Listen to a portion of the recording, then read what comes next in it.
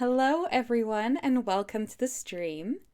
I'm Vikova, you can call me V, and today I am streaming more Roadwarden, which is a game that I really thought I would have been finished with by now, but I am not at all upset that the game has opened out in this way. I'm so excited to continue with it. It's just loading up now.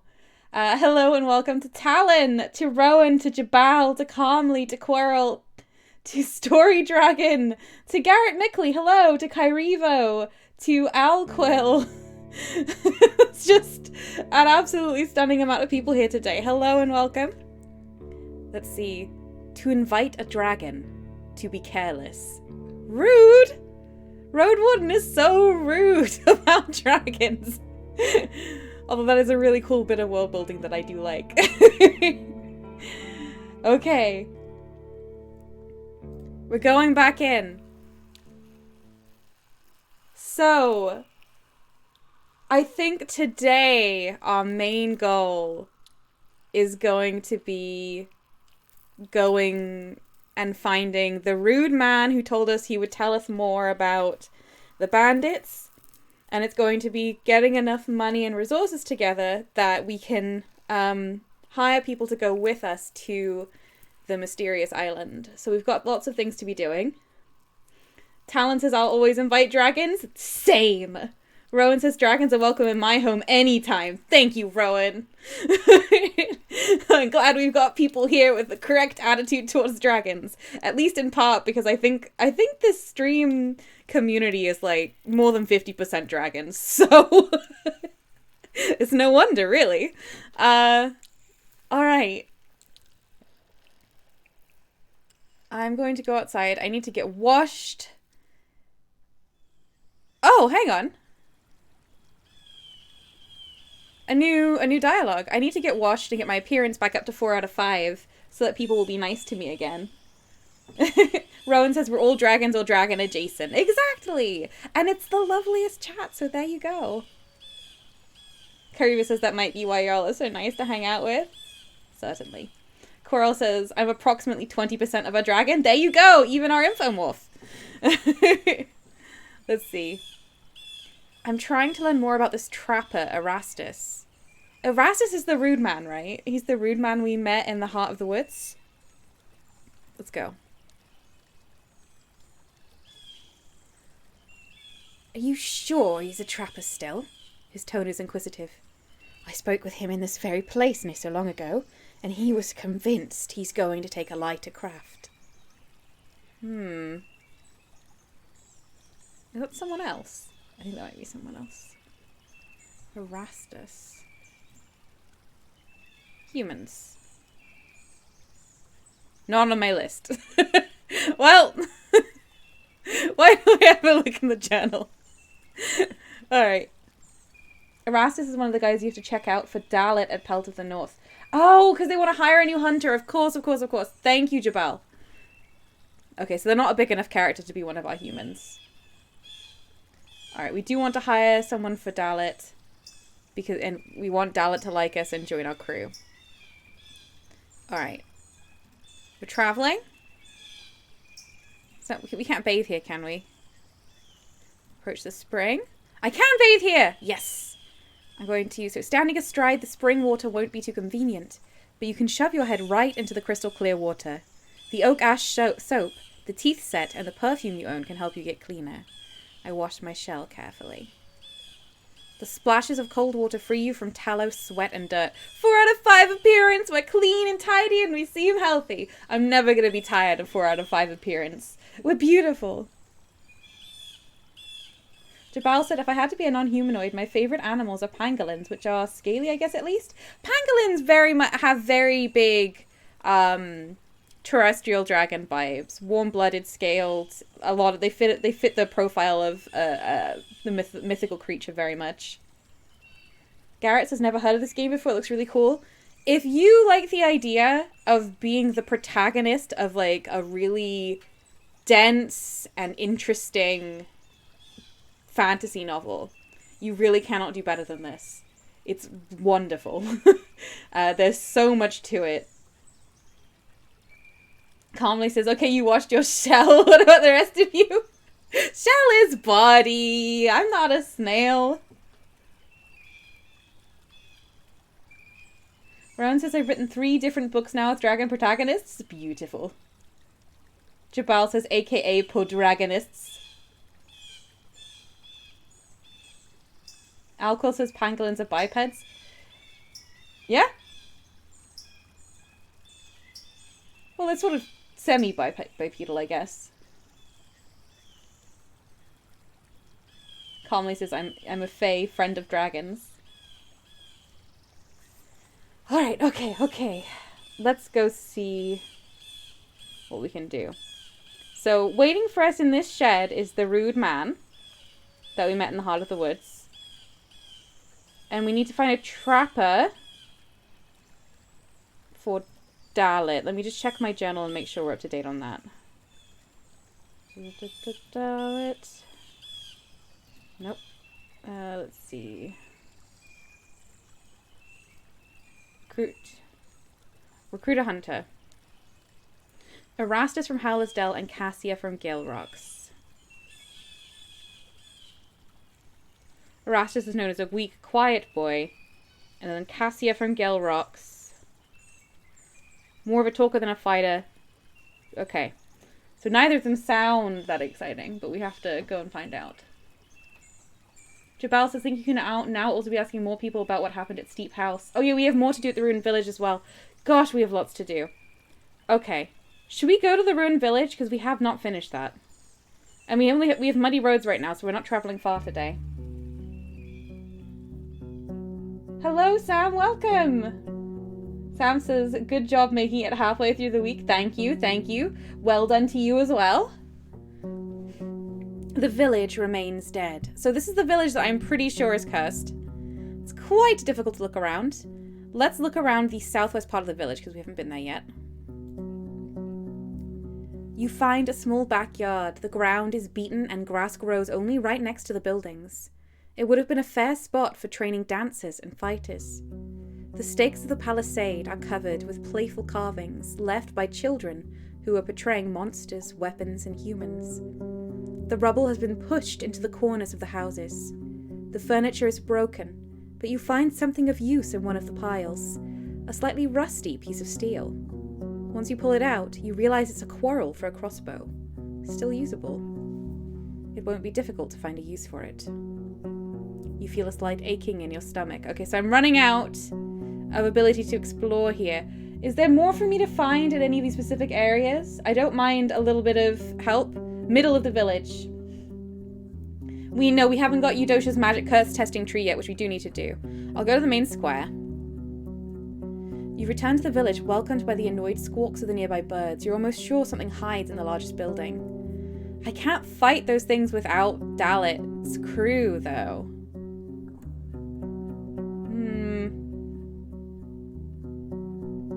Quirrell says, it won't be difficult to find a use for it, the game says, making light of V's months-long struggle to afford a crossbow. I mean, let's be real, I am never going to be able to afford a crossbow. I don't want to find what's hiding inside the largest building right now. I think we will leave for now. I need to eat. What's my money situation? I think I've already paid for meals.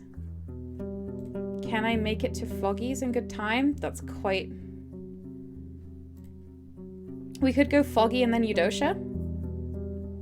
Oh, I don't think we have time for both today. Let's go to Howler's Dell and try and eat there then. Jabal says, I think you need to check it before you can send Dalit's crew in. Okay, we'll gossip for a little bit. The curious locals gather around to take part in your conversation. Recently, the roaring of dragons gets louder every day, so maybe they're trying to overcome the local hunt queen. I enter the village. You're wandering through the village. 3 drunken youngsters are having something between a conversation and a mumbling exchange of jokes. You see a crying boy surrounded by 3 older girls. They clean his injured knee while stopping themselves from laughter. I was meant to speak to Erastus. Oh wait, let me get some food. I'm going to go to Eric's. At the inn. I need a few rations. Ooh, a bath and dinner.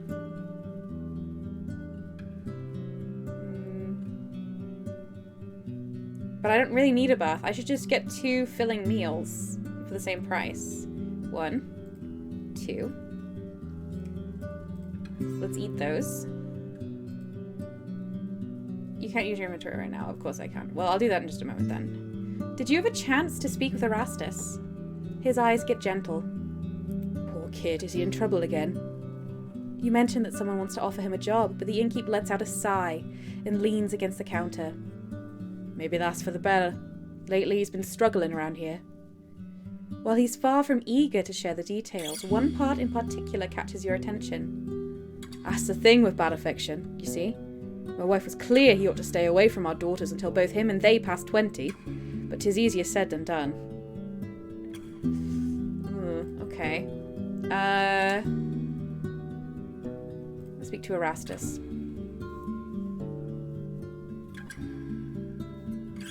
Quirrell says, I keep wondering how much of the game would have been different if he had picked a different character class. Their current one is the least fighty of the 3, I think, but also the magic user would probably have had some interesting side conversations. Sam says, lately he's been struggling around here, aren't we all? You ask an archeress if she could point you to the trapper, and she directs you beyond the walls to the edge of the northern pasturage. There, next to the creek, a lone wanderer examines simple box traps. They're placed every few steps and, judging by the man's empty sack, so far all of them have turned out to be empty. Hearing your steps, the man sends you a glance, but soon returns to his task. In the city, he'd barely be seen as an adult. His facial hair is sparse and light, and he's shorter and slimmer than most women in his tribe. His elegant, dark blue tunic suits his tanned skin, and the long dagger he's carrying has a carved handle. He's crouching, looking toward the other bank and playing with blades of grass. Sky, hello! I was just thinking we need to ask Sky this. Skylark says, Scholar and Mage both have interesting differences.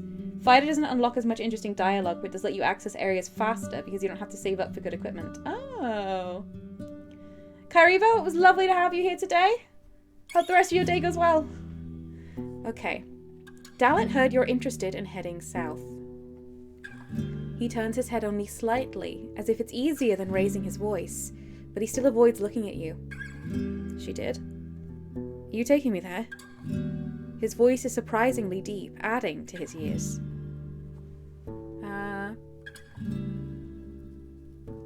What are you going to bring to the table? He weighs at the boxes. You see, caught a hare yesterday, net in a box and a snare. I can cut and dress pelts too. You wait for a bit longer, but he adds nothing more. Won't you miss home? He drops the grass on the ground, stands up and wipes his hands against his pants. Nah, no one to talk to. Can you survive in the woods? He gives you a puzzled look. Why would I?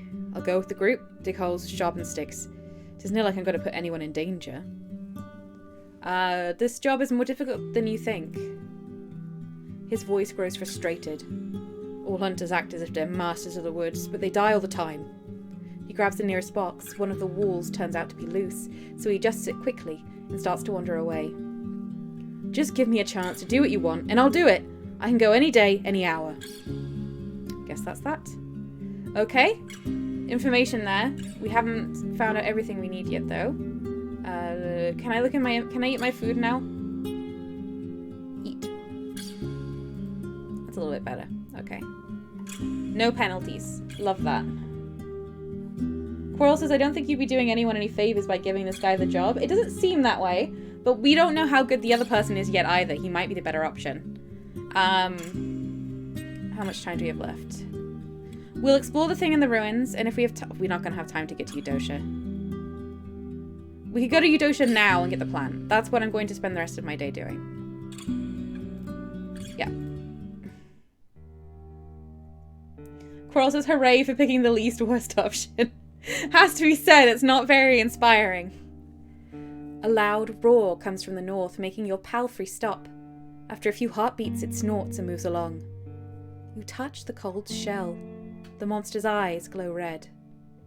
Go inside, I'll be with you soon. The stone creature lets you in. I enter the yard. Ooh, that's a new question. I've also got some more bronze rods. I want to collect my reward for the bronze rods. Eudosha wipes her hands on her robe, puts one into her pocket, and waits for you to describe the locations where you've placed the rods. She asks you for a few details and thinks aloud.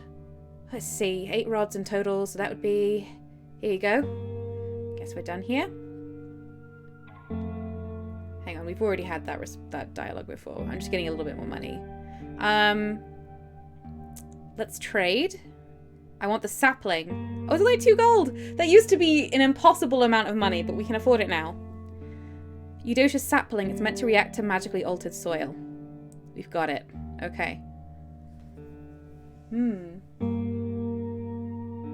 Jabal says, do you remember the plant doesn't last forever, so we need to make sure we go use the plant tomorrow. Easily done. We're gonna have to sleep tonight. You left Old Pagos during the same time when the village in the south collapsed. What happened? I'm no longer part of the northern tribes. I shouldn't speak in their name. She looks at the closest golem, then at the tools, and finally at clean fingernails. When you're at Old Pagos, who speaks with you? After you mention Tertia, she drawls out her words. If you have an hourglass, you may want to wear it. It'll be easier to convince her. Okay, that's good to know. After a long pause, you start to look around, and only then does she find the right words. And is she healthy? I haven't talked with her in many years. You admit that your conversations don't give you the full picture, so all you can do is describe the confidence of her voice, and that the tribe seems to trust her. I'm happy for her, she says with an absent voice. You exchange looks. It may have little meaning now, but tell her as follows. The warden ought to know about Steep House, Little Otter. She looks away, blushing. She'll know it's from me. Interesting. Oh, we might get some help from Old Pagos then. Coral says, oh, Little Otter as pet names go. That's cute. It is cute. Alright. Let's talk about clearing the roads. She glances into your eyes. You've already done a lot for me, and with so many rods placed around the peninsula, sending the golems into the woods won't be too much of a cost. I'll give one of them new orders before I go to sleep. Oh my gosh, Eudosha! You're actually helping me and not charging me for it! We are friends! I knew it! Wow! This whole time I've been like, Eudosha, please be my friend. Please be my friend. I like you very much. Hooray!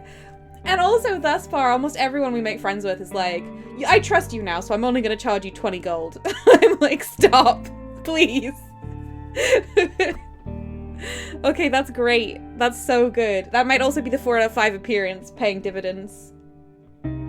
Quarrel says, Eudosha just takes a while to open up to people, like a few people I know. You won't believe this, because I talk so much on Mastodon, but that took me a long time to get to that stage.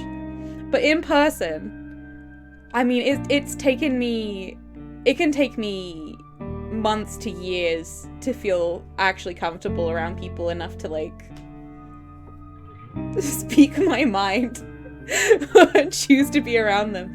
It's really, I find people really, I really like people, but I find them difficult to be around. So I find opening up terrifying. So I completely relate, and it's probably no wonder that I've just latched onto Eudosha in this game.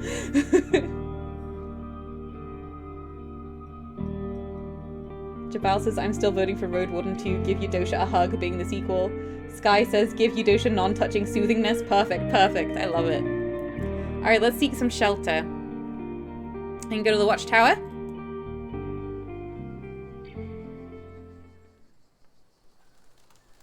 The watchtower is blending with the wilderness slowly.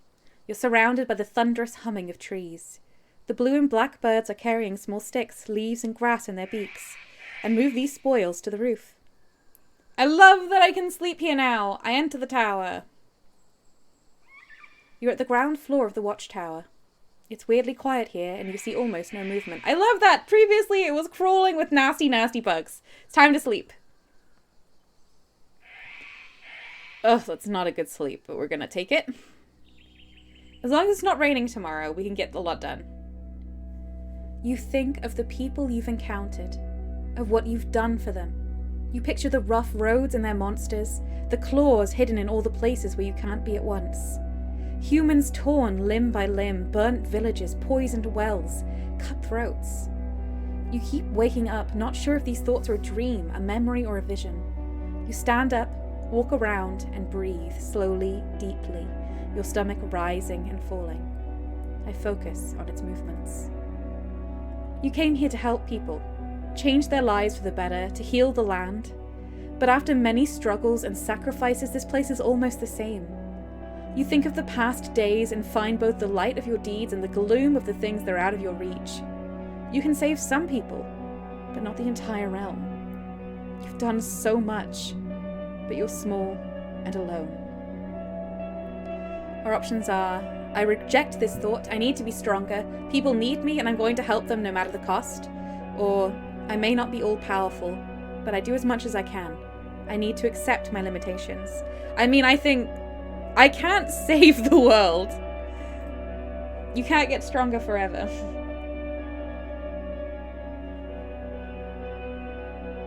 Calmly says, I find opening up terrifying, so I'm honest but rarely ever vulnerable. Because I will get hurt easily, so I will tell people truths about myself, but it won't go deep. Oh, that's interesting.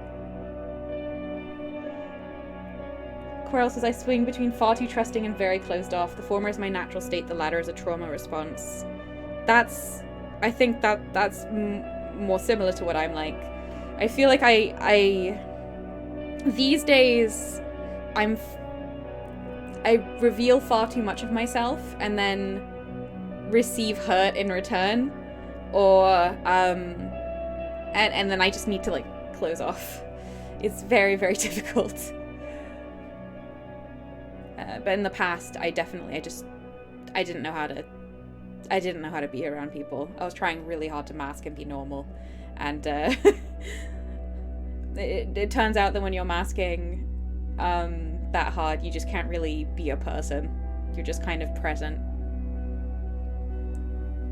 This thought is not easy for you, but once you fully shape it into words, a sudden wave of tiredness hits your shell.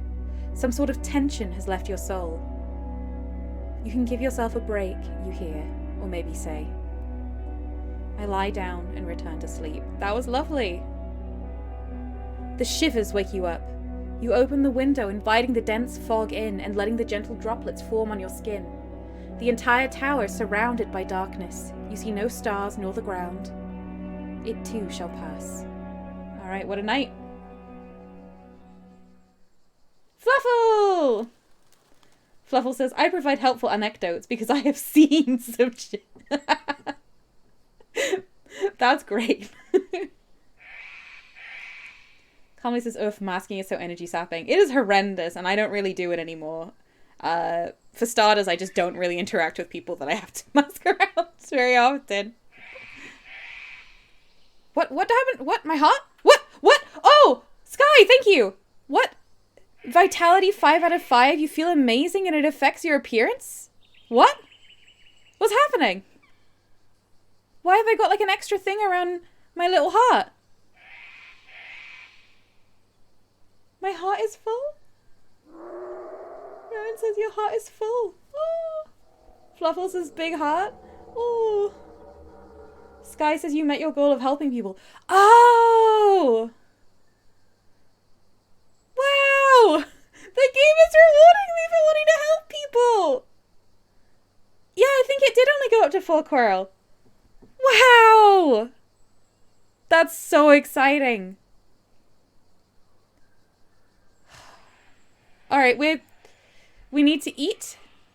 We need to go to the... Oh. Let's try... I don't think we can go up to Foggy Lake and get our meals. I'm going to go to Pelt of the North and see if they have food for us. Because otherwise that's going to be a long round trip to get to the ruins.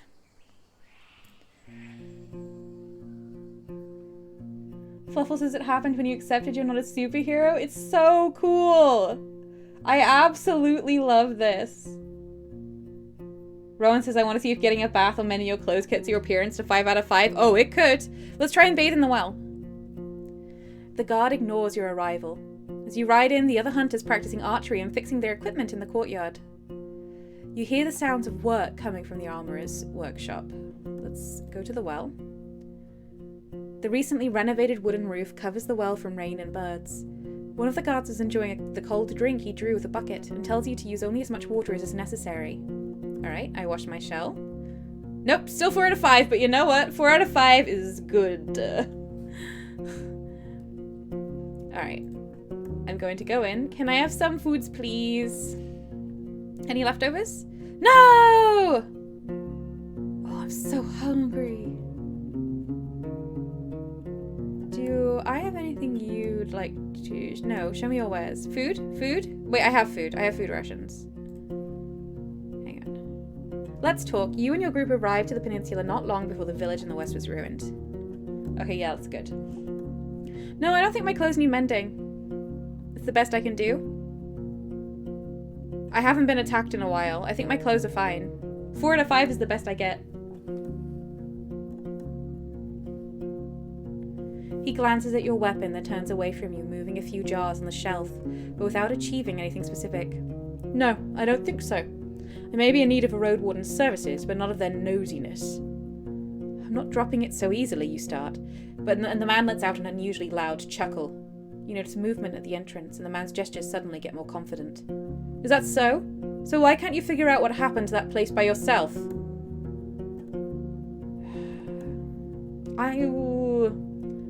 We haven't finished exploring that. It seems like it was destroyed by the wrath of the herds, but there's other things going on there. It was attacked by beasts and finished off by humans. He scoffs. So not only do you not know, you want me to do your entire job and cut a branch on it while I sit.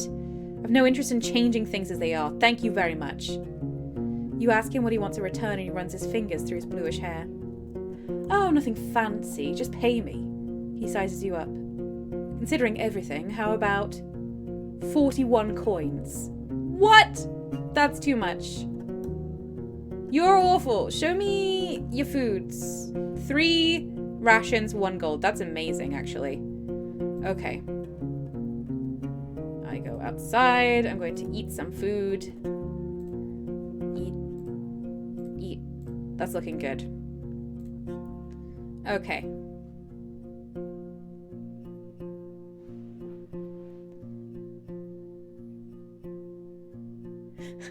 Curl says, I think it's funny that Vio keeps washing up right before going and fighting things or digging in dirt or other such clean activities. There's nothing else for me to do! The whole game is filthy! But I'm going to be clean as I can be for literally every task. Jabal says, I think we've actually ascertained from the Elder the Order of Pillage of Steep House. Do you think?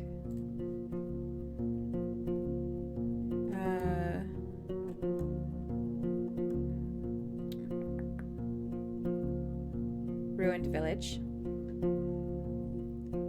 The village was destroyed almost 10 years ago. This event occurred at the same time as a few others. Newcomers arrived at Pell to the north. Eudosha left Old Pagos. People stopped using the road leading through the heart of the forest. The people of Gale Rock started neglecting their tunnel. Thyrsis left his teachers at Howler's Dell. The people of White Marshes started to isolate themselves. The southern gate was destroyed by a massive force, most likely a troll or mage. The nearby clearing was massive, large enough to provoke the wrath of the herds. I found many marks left by large animal claws on various building entrances. While the village used to be small, it was unusually wealthy. A wooden wagon and a set of tools were thrown into a river, all right next to each other. I found a quince tree that was partially burnt by a torch. Some humans chopped through the fence that surrounds the large pasture, maybe to save a herd, maybe to steal it. So I don't think we know. Places. Steep House isn't even on my list.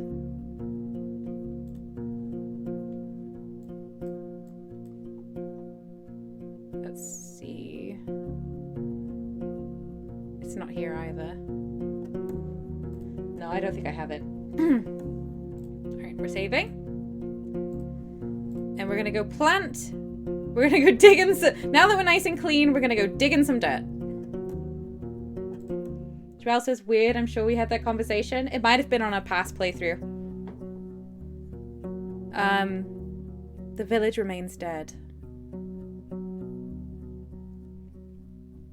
I need to plant in the barren fields, right? I return to the barren fields in the southwest. You're surrounded by barren fields. The path leading west from here ends together with the field, shifting into a meadow, then a forest. In the north, you see a passable path around the palisade. East from here, you see a road leading south and an abandoned building. I use the weird sapling to sense if there's Numa buried in this place. Click. You remove the linen sack and shake off the soil from the roots, then dig a hole and plant the sapling in the middle of the field. Just to be sure you don't water it. All you can do now is wait, so you brush Shadowfax for a bit and make sure the saddle doesn't bother it. When you return, the plant is dark from sickness, dried up, withered. The field must have been corrupted, though seeing how there are already some plants growing from it, the spell is fading away. The curse is most likely as old as the last harvest. Knowledge! I shove some of the cursed soil into a jar. It's a valuable ingredient. Oh, is it? Ooh. You look for a proper, clean container, then crouch down and fill it with some of the soil, removing any rocks and remains of the plants. During those few minutes, you only find one worm. Alright, let's go in the middle and see what the creature is. Coral says, bog knowledge, bog knowledge. Still a reference I don't get, but I'm still enjoying it, so. Going to the main square. We're gonna check out whatever's hiding in the large building, everyone. Rowan says, poor weird sapling. Yeah. It just wanted to live somewhere full of positive magic. Ooh! Oh! Whoa. Building. You step cautiously and take a peek into a cellar-like entrance hall, without any source of light other than the sun that enters through the door. There are dismantled barrels and a few scraps of iron lying around, all of them looking like a result of human work, not time. You notice no burnt wood, no smell of putridity. The whiff of urine is complemented by goblin feces and trails of blood. You see a torn-to-pieces tent and clothes, broken tools, and a crossbow damaged beyond repair. Dang. The road to the upper floor seems to be blocked by the collapsed roof and loose wooden beams. There are scraps of rusting iron on the ground, detached from now destroyed furniture. Such metal parts can be worth quite a bit. You can safely assume that their owner won't return for them. No point in wasting all this iron. I put it on Shadowfax and sell it somewhere else. You walk carefully, avoiding blood and dirt. Some of the iron and steel is touched by rust, but a blacksmith will make good use of them. You use your knife to turn the tent into rags, then wrap them over the roughly edged pieces of your loot, making sure they won't cut Shadowfax's back during your ride. You find only one other thing of value, 2 short arrows made for a crossbow. You wonder where the owner's shell is. I leave the building. Alright, well, I think we've explored everything here. I'm definitely not considering washing myself in the river, I'll tell you that. Fully explored. Sky says, for later playthroughs, I feel like I should mention you find something different if you get here earlier. There were goblins here when I first arrived, and that's what I was expecting to find now. Let's see. But I didn't encounter ran away. We need to get to Gale Rocks. I wonder if we could show our cursed soil to Eudosha.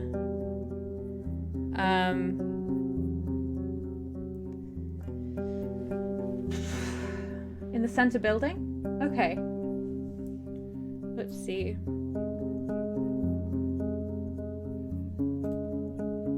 Eight hours until dusk. Let's go to the cabin that used to be spiders. Jabel says, can you go back to Dalit and tell her band to clear Steep House as the next step? Oh yeah, I can do that. I want to travel to the spider cabin. But this is on the way.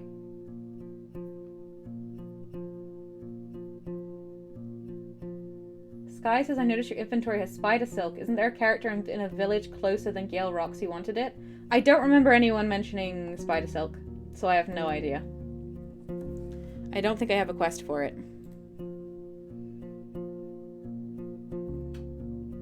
I don't. Fluffle says, is it not cursed anymore? I think it's still cursed, but that doesn't mean they can't clear it. I approach the guards. The boar is resting on the ground, demanding Dalad's patting. The huntress looks and gives you a sad glance. The trolls are back, she states simply, and you run your eyes over her companions. They are unusually quiet. About the goblins. Shoot! Price is 11. How much time do I have left? I have your dragons and there's no soul in the entire ruins. Let's get to it. She reaches out for the coins and hides them without counting. Cheers, Strider. She looks at the sun. Give us 2 days to prepare for the raid. We'll handle it with a small team. There's a different kind of confidence in her voice, and her stance is more like a leader's. Better stay away from the ruins until then, or you may get a random quarrel between your ears. 2 days. Okay. And we still got time. I walk away. I have no money right now. We're gonna go to the cabin. You notice prints of hooves and clawed paws. The pack was fleeing down the road. I enter the cabin. You hear the voice of the man whom you encountered in the heart of the forest. He's standing right in the corner, holding a raised dagger. Right, looks like we're both alive. He lowers his shoulders and clears his throat nervously. I better memorize the sound of your horse. He hides the blade. You wanted to talk with me? Right. You helped me find this place, and I want to be even with you. He approaches the entrance and looks outside, maybe making sure that you're not being followed. You're going to look for the camp of bandits, stranger. If not now, the creature. If not now, then another day. You're merely one of those. His look is absent, wandering in a different place. So listen carefully. Head to the middle of the shortcut to a pile of stones, then turn north.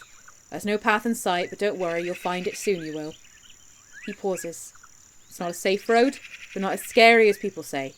You'll need a hook with a rope to get through, and... He hesitates. Don't meet with Glausher as a weakling. You're someone who fights wolves merely because. Stay upright. You ask him where his knowledge comes from, but there's anger in his blue eyes. Don't try to make an enemy now, stranger. I'm armless, but I'm not defenseless. And my past will remain merely that, the past. I still need to know who was the soul devoured by the furless wolf. Let me think. It wasn't in all that good shape, quite slaughtered, you see. It was male. I saw them before. Name was Vashel. Darker than me, black hair, this tall. He raises his hand to estimate the person's size. Was wearing leather, brown and green. Them people at creeks wear such things all the time. He had scraps of his face, he did, and here, he points to his left ear, he had an animal bone, an earling. Well, we already said it was Vashel. Interesting. Okay. Are you planning to stay here long? Nah. Merely enough to rest before I head south. A few days, no more. His eyes get colder. But don't say a word about me to anyone, stranger. I'm dead serious. Yeah, alright, sure. I can't sleep here now, which is irritating. How much time do I have left? 3 hours. I can get to Foggy's where I can sleep for free and I can eat for free. I might forage on the way.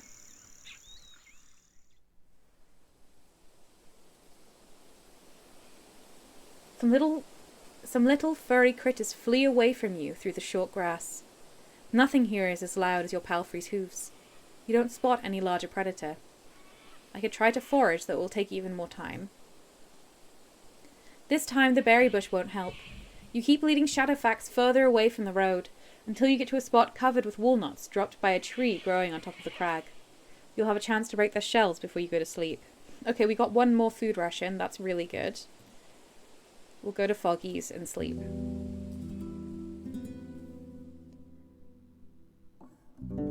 I sleep. I can rest here for free. Which I'm pleased about because this is my favorite place to sleep.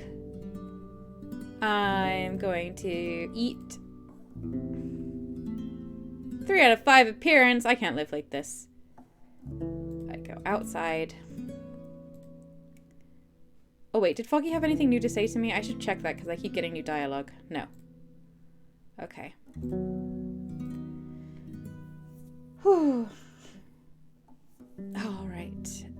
Let's take our bath at the statue of the woman. We don't want to go talking to anyone unless we have a 4 out of 5 appearance. I should set a fish trap up here. I'm here all the time. You place the basket on the ground, then grab a bowl and start digging, looking for a few larger worms. You bait the stick and push it inside the basket, locking it between the sides. Then cover the entrance with the lid. Tying it together takes you a good few moments, but will be easier later on. You attach the entire trap to the tree and place it into the brook, moving it around to make sure it stays in place. Who knows how long it will take before something large enough swims inside. Still, it would be better not to wait too long, otherwise the prey may die of hunger. I washed myself. Yes! 4 out of 5. Okay, we'll go to Gale Rocks. Which is a nice quick journey now that we've unlocked the tunnel.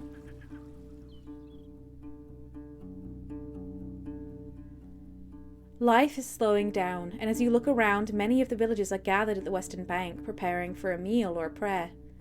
Only the youngest workers remain at their posts, maintaining the most crucial tasks, such as adding fuel to the flames. The guards are spread outside the gates, watching the area carefully. Many of the locals greet you with polite nods and friendly smiles. I am going to go speak to Cassia. Finding her takes quite a few minutes. The other guards claim that she's patrolling the grounds around the village, but you find her sitting against the western wall. When she sees you, she straightens up, greeting you with spread arms. An outsider in our delightful village! Her shouts make you stop long before you reach her. And how can I be of service? Do you need help with bloodthirsty beasts? Are the treacherous bandits chasing after you? Have you lost the taste of life? Her sudden laughter makes the pigeons fly away. Speak! Speak! What? This woman is very different from everyone else in Gale Rocks. This is amazing. Jabal says Cassia has more bard energy than ranger energy. Absolutely. Dalit heard you'd like to be a huntress. Splendid! As long as you can promise we'll head to Portia for a filling dinner first, I'm ready to leave first thing in the morning. Her voice remains loud, adding to her confident gestures and cheerful stance. She's wearing a decent gambesson, but it's lazily put on without tightening the straps and cords, matching her loose, dirty short hair. She's large, both tall and wide, but has a prominent stomach. The only weapon she's carrying is a club longer than your arm, and she swings it with enthusiasm. Her dark yellow eyes are as large as dragon bones, but you can't read much from them. I mean, this person will get on better with Dalit for sure, but we don't know about her, qualifications. Tell me about your talents. And where am I to start? She raises her club above her head. I can crush, I can smash, I can catch, I can dispatch. She takes a wide swing and steps forward.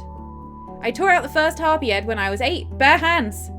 She shows you her open palm, twice the size of most humans. Trollland, sister called me, until I... She hits the air between the two of you. Fighting is one thing, but the wilderness takes cunnings. You catch the glimpse of her hesitation when she narrows her eyes, but she soon returns to her loud self. You this eager to hear the tales of my deeds? Want me to tell you how I lifted the curse blocking the mountain trail? Or how I led all them Saurians away from up here? Without me, this place, she kicks the wall next to her, would have fallen long ago. Okay. Are you not satisfied with living here? Great home, great people, she assures you. Great fish and salt, but the beasts, the space to grow. She moves her right hand in front of her eye, holding the thumb and the index finger just slightly spread apart. Tiny. Before I ask you to go anywhere, I want to hear what your tribe has to say about you. Suddenly, she looks down and clears her throat, then points at you with her weapon. You ain't saying you don't believe me, do you, stranger? Before you respond, she bursts into laughter. I guess so. We're a busy tribe. I better not hear you're causing trouble around here. Cheers! She says the last few words while being turned away from, heading to the top of the nearest hill. I leave her alone. Well, you seem great. That's Navika. I like Navika. Sam says loud people make me nervous. Yeah. Quirrell says she's not short of confidence. True, true. She's wonderful. I quite like her. I think in person I would be a little overwhelmed.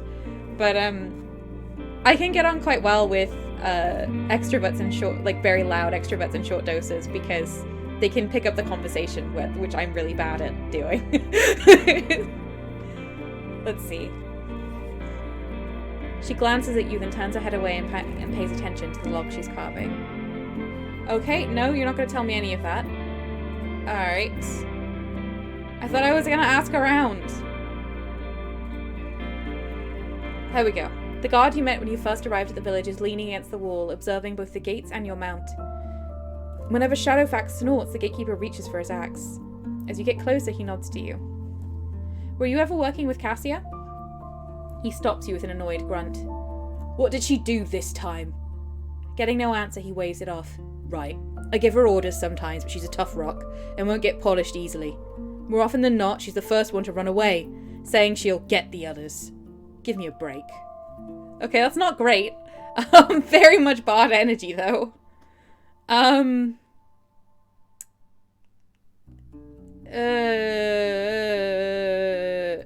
you know anything about Cassia?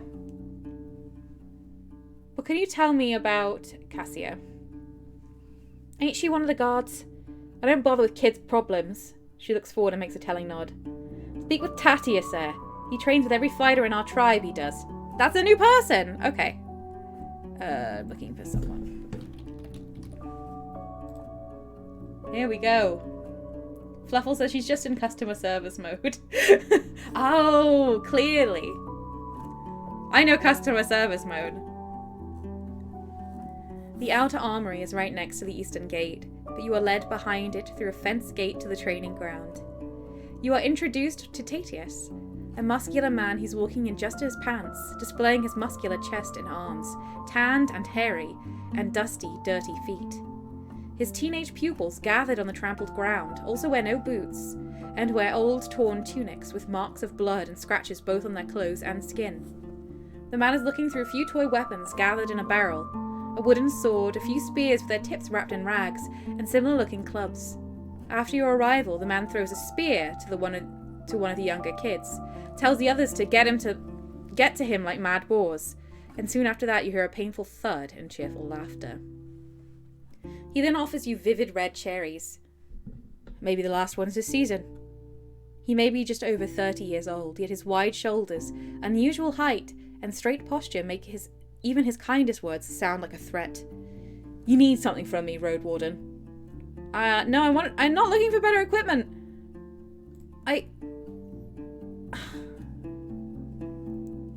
Then you came to the wrong village. We don't sell anything we've stored at our armory. We need these things for ourselves. When you mention dragon bones, he looks away at the fighting kids and orders them to divide into 2 teams, letting the assaulted spearmen rest for a bit. What am I to do with dragons? Buy blades? His chuckle, while fake, is loud and moves his chest up and down. After you insist that he may want to think if there's nothing for an axe user, such as yourself, to find here, he puffs out his cheeks, thinking as he exhales. You know what? Come, take a look. And you? He looks at the teens. A few minutes of rest, don't lose any eyes. You go back to the armory's door, and after a few breaths, the man shows you a kite shield, so large it could cover half your shell with ease. It's a gift we received, but we don't use such a shape. It's too weird for us. You can buy it if you wish, or maybe you'd like to grab some quarrels if you have a crossbow. We have enough of those. I wouldn't be able to use that, and I don't need to no, I don't. Here we go! Cassia. Okay. Sam says British pants or American pants? They use them in the American way here. He shrugs. Aside from what I've shown you, we need everything we have. Did you instruct Cassia? He starts to stretch his arms, giving himself a few breaths before he replies, I don't know what you want from her. You'd do better looking for another pair of arms. When necessary, I can put her to use. She won't listen to an outsider, no matter the coins. Oh, but I like Cassia so much more than Erastus.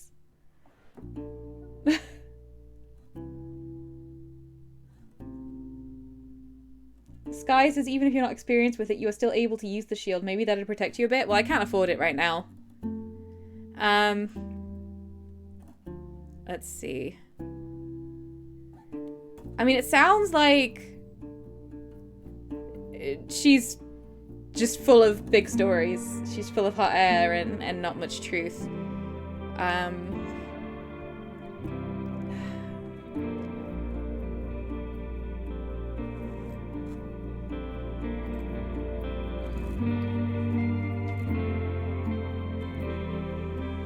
I quite want to take the cursed earth back to Eudosha. But I also want to tell what Eudosha said to the friend at Old Pagos. I'm going to do that.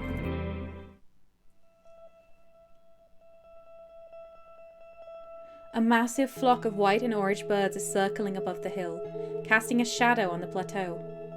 You knock on the gate a few times, but for a minute or two no one comes. Finally it opens with Tertia standing in the centre. You see a hint of a smile in her brown eyes. It's good to see you again, Strider.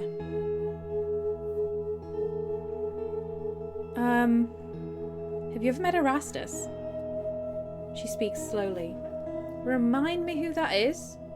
After your brief description, she still needs to ask someone for advice. I believe he was here, yes, but soon left to ask the monks for their guidance. Rather unusual. Her voice gets cold. For a pagan. Well, you don't have a problem with him being a pagan. Do you have anything to say about High Island? Give me a moment. She walks deeper into the village and asks a few people about something you can't fully hear. Once she's back, there's no joy in her eyes. Eonis has already taken whom you wanted to speak with. The old sailors from Howler's Dell, husband and wife, who found the true word of the right, now gone. Her voice is at the brink of cracking. She closes her brown eyes and regains her composure with a few breaths. You may learn more in the monastery, but the monks rarely share their secrets. Yeah, we don't get on great. I've been to many settlements warning the locals about the plague. You don't have to worry about their safety. Thank you, Warden. She bows gently. I'll ask the council to rethink our isolation. With the gates and doors of our neighbours closed, we could start seeking food after all, maybe even sent outside for a few hunting trips. Alright. Do I want to know anything here? Oh, the Tribe of the Green Mountain! Tell me about the Tribe of the Green Mountain. She sizes you up. I don't know what you've heard, but they've never bothered us and neither offered us their friendship. The tribe keeps its distance from those who follow rites tablets. Ask other pagans or their elders. Alright. Oh. I still don't know what to do with these rocks. I want to do something with the rock slide, but I don't seem to have the option to ask anyone to come help us with it, which is frustrating.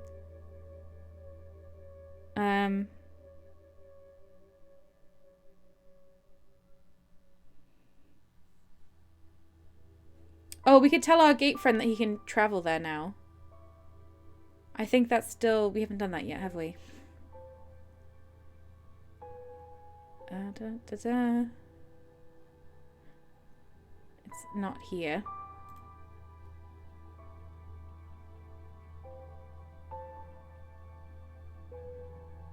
None of these are his name. I don't think we've done that yet.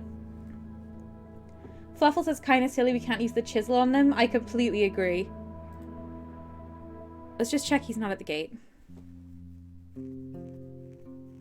Sky says, I want to give hints, but I don't want to be annoying. Feel free to ask me anytime you want one. If you have any advice over what we should do with the rocks, I would love that.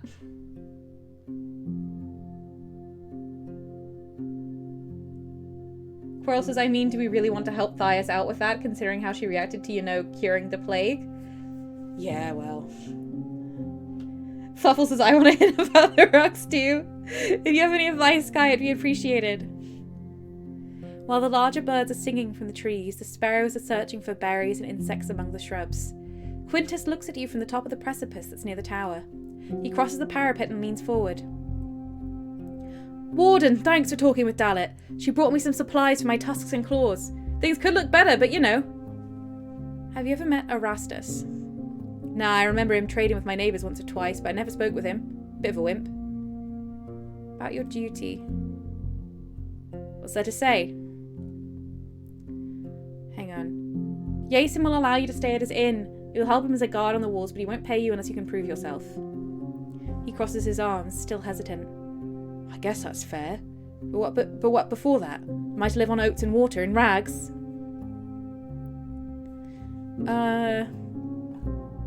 If you're really this desperate for coins, I could spare you a few, enough for you to get comfortable at the inn.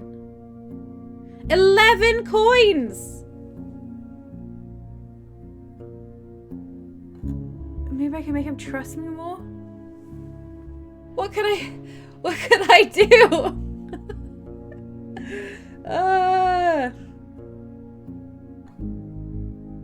Sky says, maybe the mayor of nearby town can get you some people. Oh, she's not gonna help me. I think we've already spoken to her. We just need to do more of Thias' requests.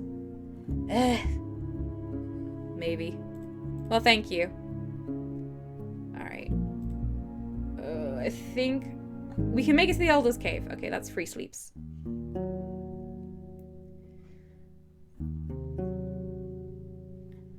Sleep.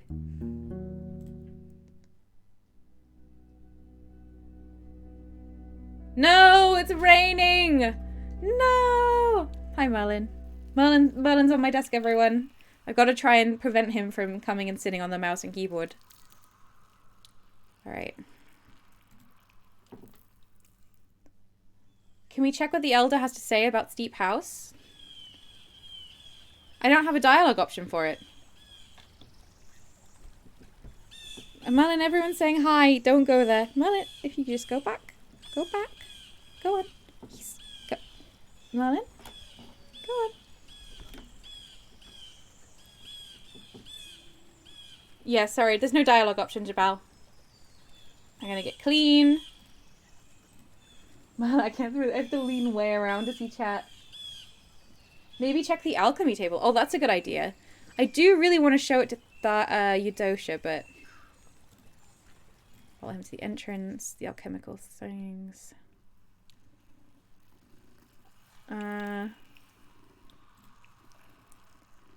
Not what I need. Not what I need. Oh, this is for the blinding powder. Well, I don't have all the ingredients. Anyway.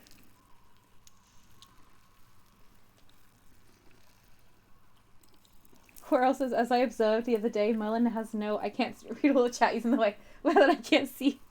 Merlin has no idea how to cat. He's very good at friend, though. Very true. Merlin, you are very in the way. You're very in the way, Merlin. Okay.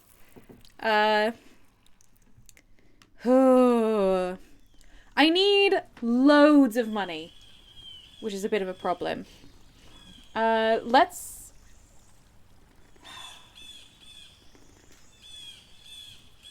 How much of the day do we have? Let's give the hunter to... Sky says nonsense, he's blocking a computer screen. He's catting perfectly well. Hello, Merlin. Okay. I get to play with Cuddles right now, which is very nice. Sell iron and spider silk in Preppy Town? That's a good idea. Let's see. The guards greet you with polite nods or a casual hello. When Dalla gets closer to you with a smile, the brown wolf follows her steps. What brings you to us? About the hunters you wanted me to recruit. Her eyes light up. I could still learn more about both of them? Ah, heck. Ooh. Alright, I walk away. Do you have any food? Heck. I'd like to ask about someone. Do you know anything about Erastus? Dalit told me she'd like to learn more about Erastus and Cassia. True, but I don't know much about either. The locals don't enjoy bad-mouthing their neighbours in front of strangers. Maybe easier to ask someone from the outside. Alright. Okay. Going outside. There's a new person here? What? The bandit! I just did not see that. Hang on. The open windows fill the hall with refreshing air. The innkeeper is leaning on the counter, dividing a small pile of dragon bones. The man without a name is sitting next to a couple of empty mugs, smiling to himself. Tulia exchanges a few words with one of the hunters. Her voice carries sadness, but she's standing upright. The man without a name. That's the guy. That's the man from the spider house. The man nods without looking at you. No, this is someone else. So, a bandit? Oh, it is the same man, okay. He looks at you with a raised eyebrow but avoids your eyes. You must have known already. Or are you surprised?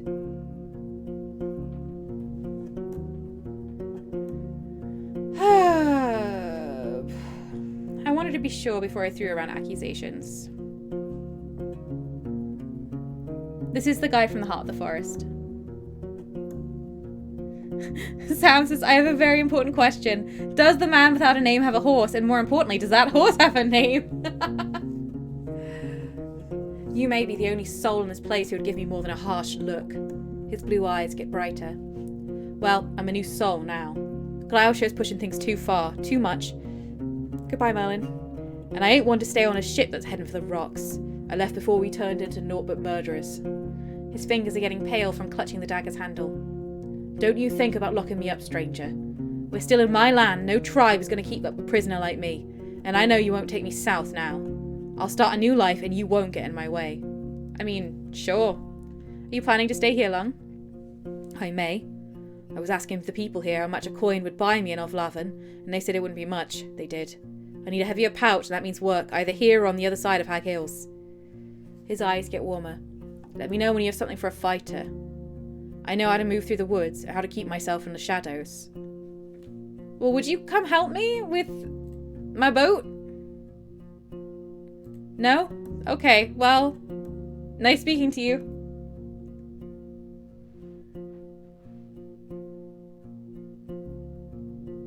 New soul who dis, says Sam. Coral says, I mean, he stopped being a bandit. That's the point, isn't it? Yeah, I mean, I'm not gonna... Everyone else seems okay with it. It's fine. He didn't want to do killing. I think that's very reasonable. I feel...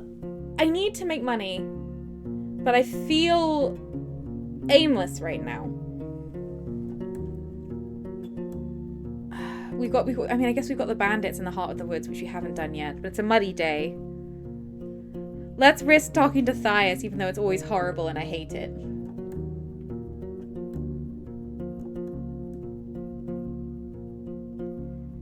Sky says, this one's a bit weird, because earlier you thought to yourself that food and rent are way more expensive here than they are in Hovlavon. I don't think that's a plot thing so much as a small hole. Yeah. Jabal says, I have a suggest. Please, share with me your suggest. Kata, hello! Welcome! Good current time wherever you are as well.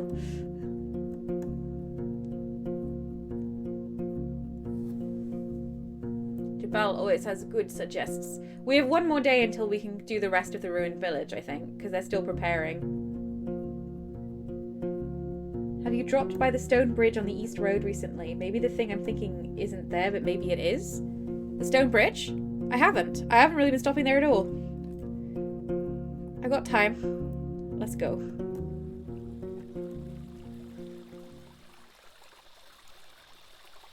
Huh? What? The water is unusually clean. Frogs croak on the banks loudly. It's the spot from where I can move east to the tribe of the Green Mountain. What? You don't see any easy way to move east. If there's any path you could take, it's completely overgrown. The thorny bushes won't allow you to move without harm, and even if you could, you wouldn't leave Shadowfax behind. But I have access to a boat. Don't I? That was one of the rewards I took. That I can rent a boat. But I guess I'm using that to get to the hidden island. So, it'll take a couple hours, but I can cut down the bushes with my axe. Let's do that. My appearance! No! The sun isn't harsh. As long as no beasts are going to bother you, you can expect a fair bit of carefree labour. The thick gloves allow you to move or clean the thorny branches. You push the plants away, then cut right above the ground. The stems are healthy and flexible, but with enough time and determination you manage to cut through and throw them aside one by one. After a few hours you feel hungry, but at least you reach the game trail. I pack my things, sharpen the axe blade, and prepare for the rest of the journey. Alright. We can go to Foggy's and sleep now. We have a new path available! Woo! Oh, that's great. That was a great suggestion. Fluffle says, oh god, you broke a nail! I know. Sky says, I don't think Shadowfax wants to carry a whole ass boat all the way to the bridge. You're all making great points, but... I enter the tavern, and I have a little sleep. Then I'm going to eat.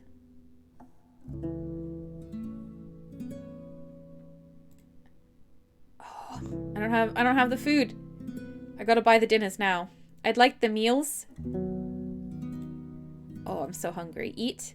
Eat. Thank you, thank you. I'm really gross right now. I go outside. Let's have a wash. And then should we just travel to the hidden tribe? Because we don't need a group for the Green Mountain tribe, do we? We need the group for the hidden island.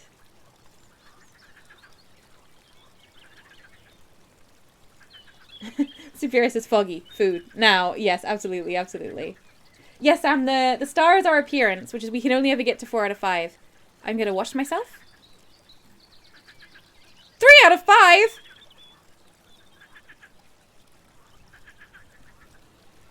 My clothes are torn. Oh, I can fix that. Any fish? I caught 2 fish! You pull the rope and see 2 flopping fish inside. You prepare your axe, then open the lid and reach for your catch. You stun the animals one by one with 2 careful blows in the top of their heads. This is upsetting me. Then finish them off with a knife, cutting underneath the gill plates. You spend another minute or 2 bleeding out the fish in the brook, then cover them with the waxed linen sheet.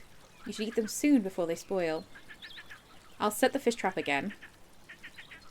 I'm going to fix my clothes.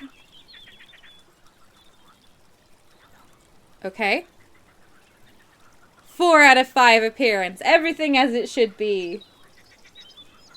Oh yeah, sorry, I'm in the way. Well, it's a 4 out of 5 star. Sorry, everyone.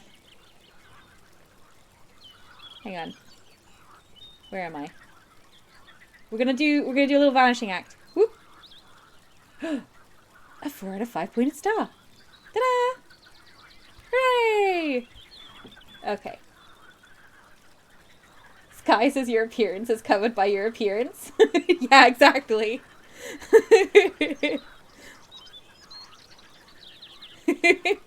Sam says that was impressive. I should have confettied when I was done. That was clearly a magic act.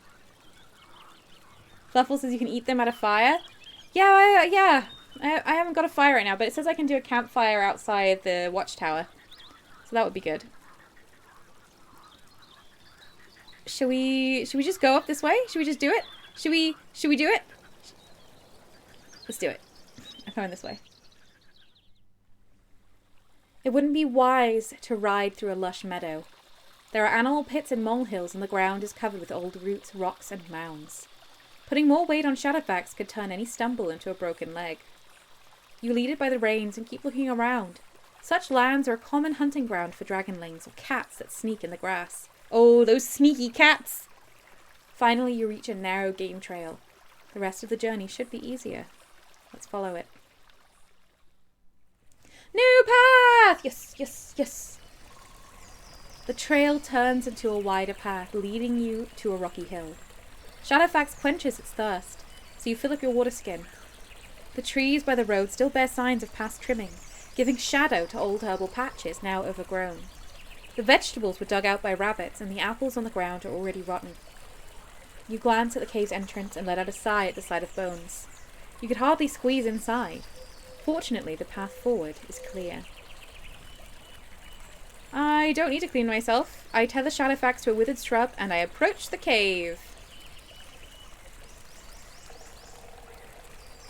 Sky says I like that your horses are fleshed out as a horse instead of just being a fast travel mechanic. Yeah. Shadowfax is my pal.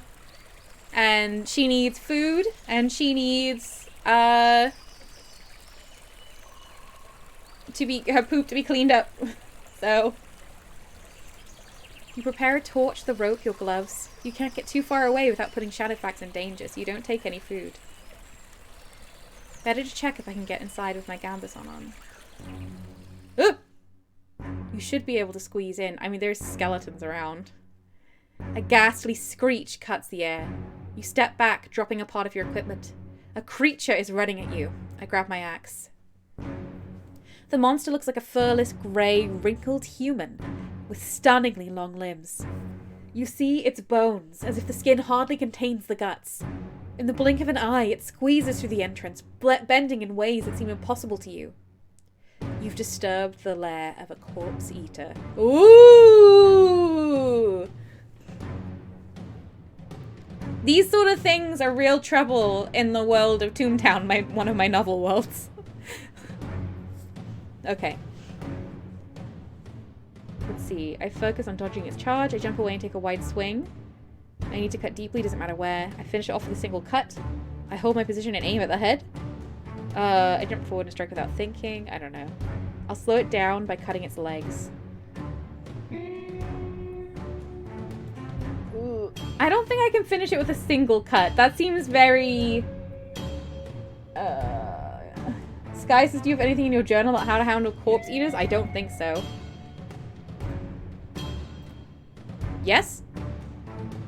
These hairless, scaleless creatures resemble constantly stooped apes, but their limbs and torsos are extremely thin, as if there are barely any muscles on them. While they're nimble, their limited strength turns them to scavengers. They rarely move in packs. Right's followers preach that corpse eaters should be purged from the Dragon Woods no matter the cost.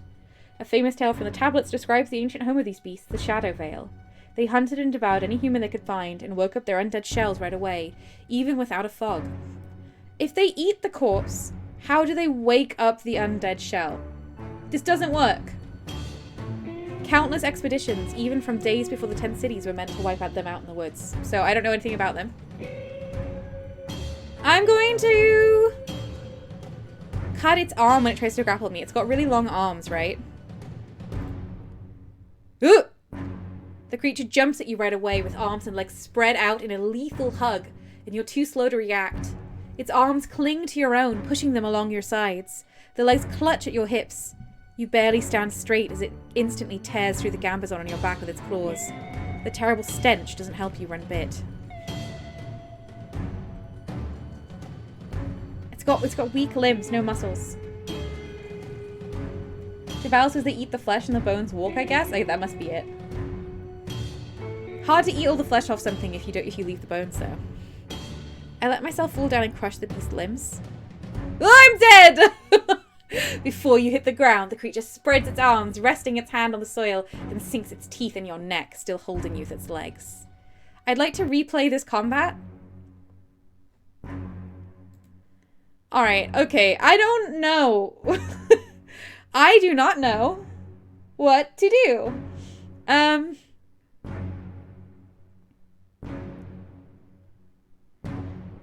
Wide swing, cut deeply, doesn't matter where. That went badly. The creature jumps at you right away with arms and legs spread out in a lethal hug. Okay. Run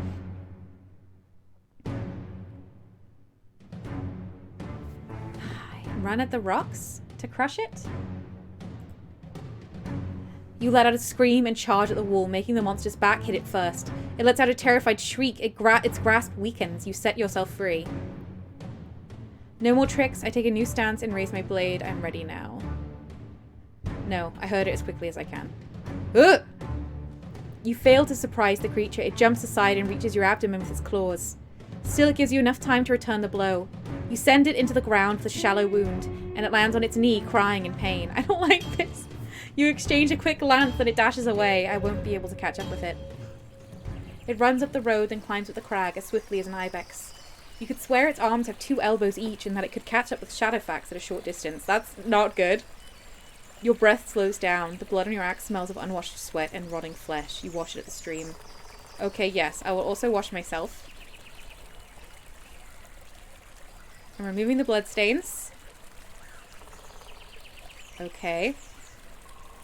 I need to fix all of my stuff. Repair my gambazon. Repair my gambazon. Repair my gambazon. What time are we at?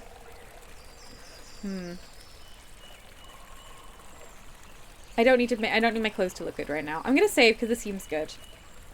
Let's go have a look in the cave.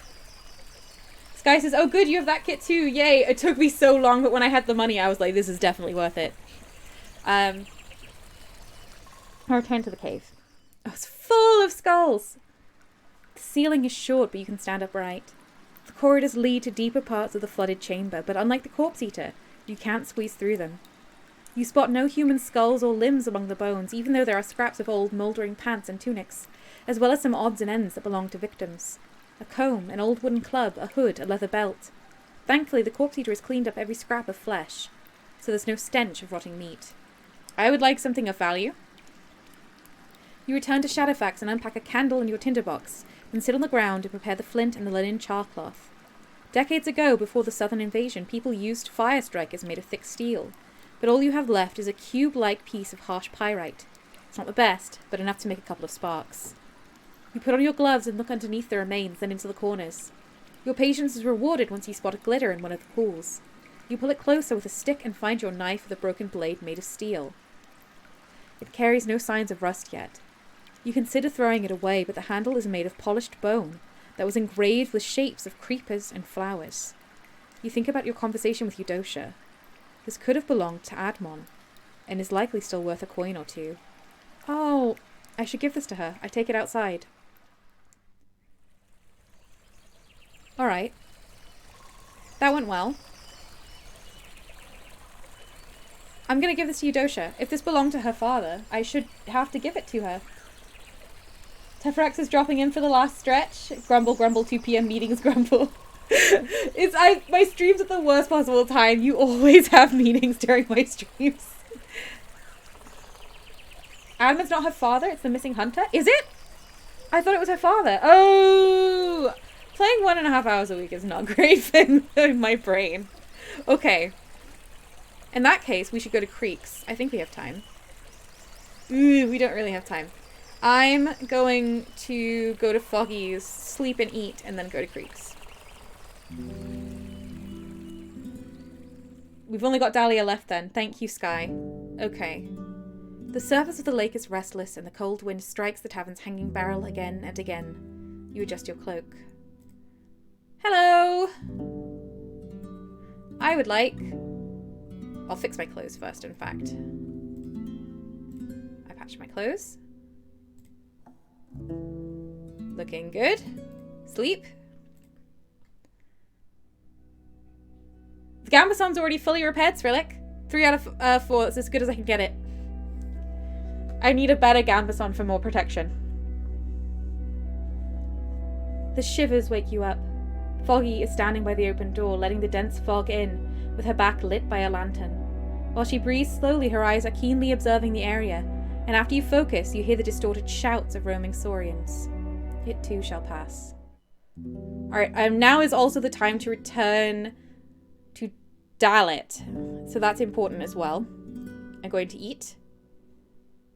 I'm going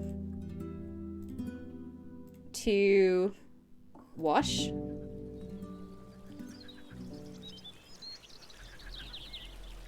I wash myself in the stream. Do I have any fish? No. I'm going to Creeks. Sky says, I wonder if a skilled tailor could help you improve your Gambason. I think you need an armor for Gambason. Tailor is clothes, right? Let's see. I have a day to spare. I don't really. Ephraim. About the hunters. Any good news? Do you recognize this knife? I thought I'd already told you about Vashel, but I'll do that as well. Do you recognize this knife? He reaches for it without thinking twice, then brings it close to his face, studying the tiny details of the bone. I do, he whispers. It belonged to Admon's mother. He lowers it, but holds it tightly. She's not around anymore. Where was it? He interrupts your tale many times, but having little knowledge to spare, you can't satisfy his curiosity. So there's no shell, only a ghoul? Everyone knows what that means. He'll wake up soon. He shakes his head as if to drop the thought. I stay quiet. One bit of bad news isn't all I. Maybe the others are fine. I do not think so. Something bad happened to Vashel. You explained that Shell was in the deep woods in an area where you'd heard they were heading and they were beyond help. He keeps chipping in until you tell him to listen to the end. He respects your wish, though he frowns so much that you wonder if he can see you. He observes you for a few moments and lets out a sigh. You're not making it easy on me, friend. He looks into your eyes and lowers the wolf's mouth. guess all I have is your word. I stay silent. Alright, I still need to find Dahlia. Have you ever worked for Erastus and Cassia? Aye, with both of them. But I'd rather hunt for frogs than waste my time teaching them both how not to trip over their own feet. He rubs the forehead of his wolf, not aware that you're waiting for him to tell you more. What, surprised? He finally adds. Erastus barely knows how to catch a rabbit or sparrow. He's as much of a trapper as a child with a stick as a soldier. And Cassia's even worse. Big mouth, sure, but whenever we seek blades at Gale Rocks to help us catch a big prey, she suddenly gets a headache. So which of them am I supposed to choose? They're both terrible.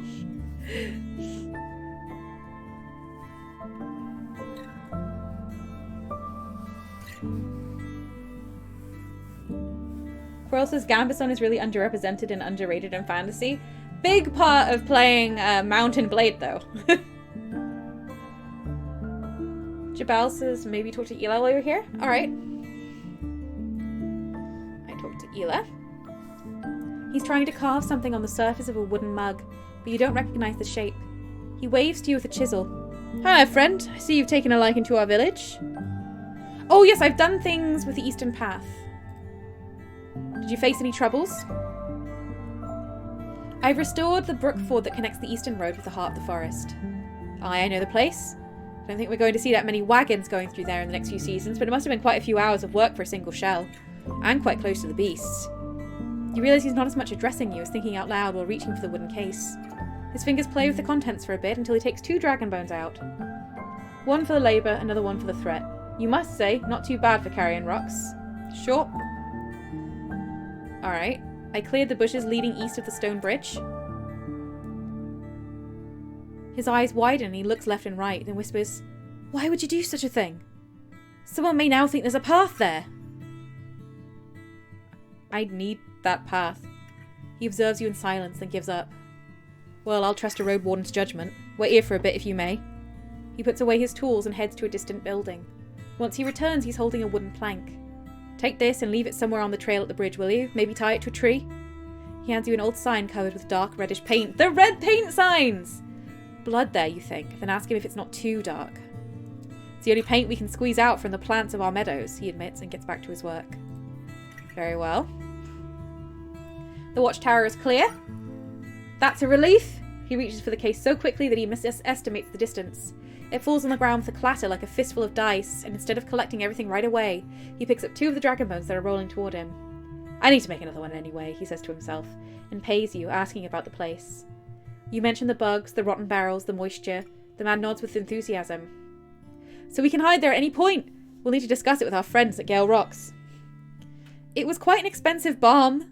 Yep. He nods without even listening, but once he notices your eyes, he sighs and reaches for another coin. Thank you. The more I tell my tribesfolk about your good work, the more often I hear them talking about you. Maybe they'll help me now. I made a deal with Eudosha. Her sentinels are going to look after the roads that surround the watchtower. The description of the golems makes him tighten his shoulder cloak. When he grabs the casket, he holds it tightly. And you're sure they aren't going to attack anyone? Seeing your unconvinced smile, he counts down 3 bones without looking at them, lost in his thoughts. One day he'll be grateful. We started sending the foragers and hunters to farther parts of the peninsula. The monsters are still there, but the fewer surprises there are ahead of us, the easier it is to adapt. I don't think we can do the fallen tree yet, because we have to place the wooden sign in, etc., but this is looking good.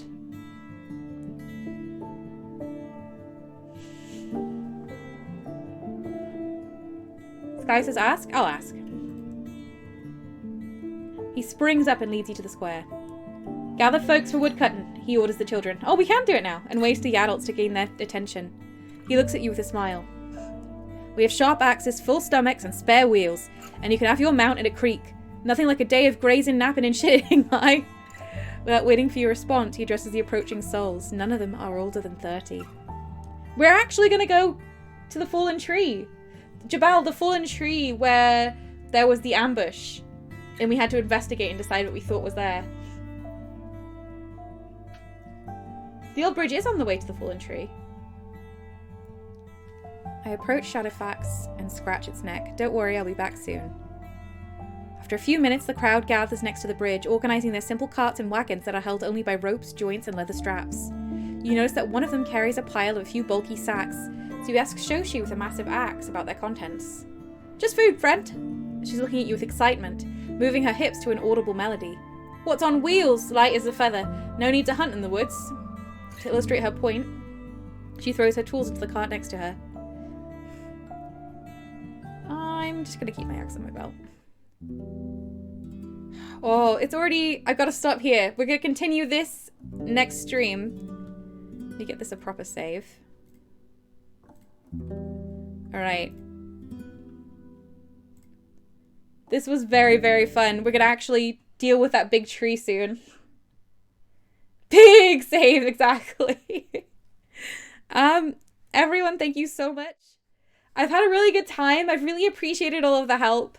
Keeping things in my head a week apart is just impossible. And so it really helps having other people's brains to store things in and have the advice of people who've played before. I've also really, really appreciated the company.